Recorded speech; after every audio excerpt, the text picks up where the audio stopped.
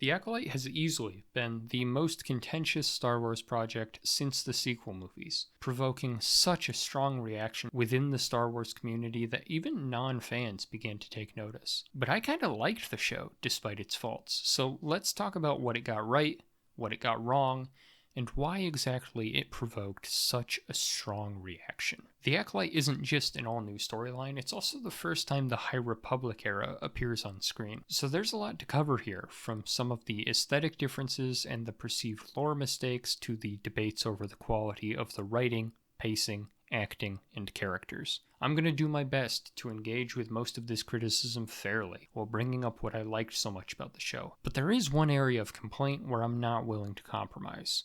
From the first trailer to the last episode, the loudest voices in the room have often been the small group of people that are so sensitive that they're terrified by the prospect of having to see people that look different than them. This thinly veiled bigotry isn't just morally reprehensible, it's also extremely counterproductive to anyone who genuinely wants to see Star Wars content improve. Any argument that starts off by flirting with bigotry allows the creators of Star Wars to write the rest of the argument off as more of the same, no matter how flawed their show is, and no matter how profound the rest of the criticism is. With that said, I recognize that the silent majority who didn't particularly enjoy the show have no affiliation with these people, so let's just talk about the actual show itself. The first thing that sets the Acolyte apart from the rest of live-action Star Wars is the time period. Like I said before, this is the first show centered on the High Republic era of Star Wars, and though I love the core movies as much as anyone, I really think this is something that needs to be applauded. Yes, Star Wars is about the Skywalkers, and yes, Star Wars is often at its best when it's working with its beloved legacy characters, but Star Wars is also at its best when it can explore new corners of one of the weirdest galaxies in science fiction. Star Wars has become insular, and there's a large subsection of the fan base that only asks for more of the same. Anytime a discussion starts online about people's dream Star Wars projects, it doesn't take long for people to start unironically recommending Tales of the Clones or an Anakin spin-off movie.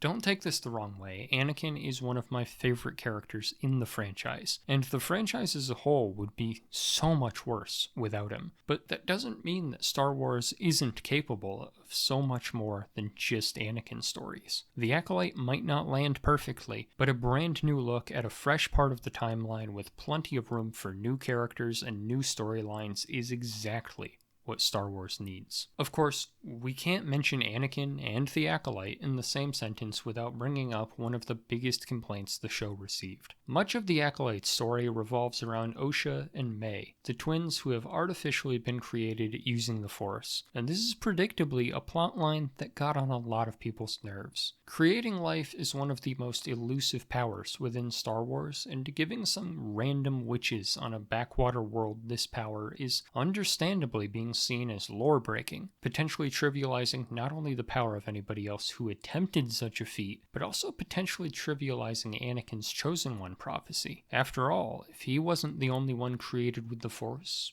how is he special? While on the surface, this is a reasonable point of view, there are a few key differences between the way Anakin's creation is presented and the creation of the twins. As the show progresses, we realize that the Jedi are hunting for a Vergence on the same planet the witches live on. This Vergence not only helps create the twins, but is also responsible for the regeneration of all life on the planet following a mass extinction event, and is evidently giving the witches most of their power, allowing them to pull off a feat that, by their own admission, is a miracle they could not accomplish previously. But Anakin wasn't created by a Vergence.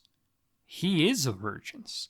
Qui-Gon says it himself in The Phantom Menace. Anakin isn't comparable to the twins as much as he's comparable to the incredibly powerful natural phenomenon that helped create them. He wasn't created through an experiment, he was created by the Force directly, as a response to those experiments to restore balance. Depicting these events serves more to justify his creation as a balance bringer in the storyline than to compromise his position. And as things currently stand, I think the claims that the Acolyte breaks this part of canon are largely unfounded, especially with them tying in a major character from the old Legend storyline in the final episode. Of course, there are also the people that manage to work themselves into an unironic outrage over Ki-Adi-Mundi's birthday, which is, if nothing else, incredibly impressive, and I have to give some credit to anyone willing to set their self-respect aside in order to scrape the bottom of the barrel for something to be mad about with such boundless enthusiasm. What's interesting is that even though Mei and Osha's creation is a primary plot point, the other characters kinda steal the show a bit. Soul is a very interesting character all the way through, and once the show hits the halfway point, Khmer absolutely takes over. I don't know if it's on purpose or not, but the way that the show just sort of lobs you easy predictions to keep your guard down leading up to the big fight scene is honestly really clever. As an audience, you know going into it that Khmer is probably the Sith. When he slips away, it's not hard to predict that Kelnaka will be dead when the Jedi show up. And the large number of nameless Jedi in the group means that Khmer will have a steady supply of red shirt characters to kill so that he can look like a threat without doing any real damage. By the time he ignites his lightsaber next to Osha instead of killing her, you've honestly started to relax quite a bit. And then he stabs the kid. And you remember what the biggest advantage is to telling a story with a fresh cast of characters in a new part of the timeline. None of these characters have to live. When you tell a story with established characters that already have a beginning and an end to their character arc, it can be really difficult to create any meaningful tension. This is part of why the Kenobi show fell a little bit flat for some people, although I also think that show is a little overhated. When you tell a story with Obi-Wan and Leia, the audience already knows that both characters are alive in later stories, and it becomes pretty impossible to put them in any real danger. Star Wars fans have become used to this predictability, myself included, but the Acolyte isn't afraid to remind you that it has no such restrictions. This willingness to kill off characters somewhat unexpectedly, alongside strong performances from many of the actors, specifically Manny Jacinto and Lee Jun-jae, gives the story an unexpected weight. That's not to say there isn't any clunky dialogue or weird writing decisions, but the only two things that really got on my nerves was the ending, which we will talk about in a minute, and this little dude.